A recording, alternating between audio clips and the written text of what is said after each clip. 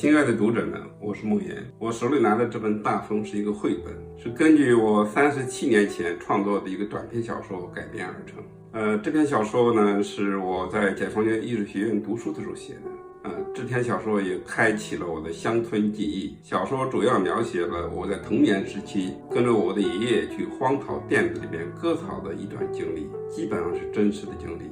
那一次我们碰到了一场龙卷风，结果把我们割了一天的草刮得干干净净，最后只剩下了一棵草。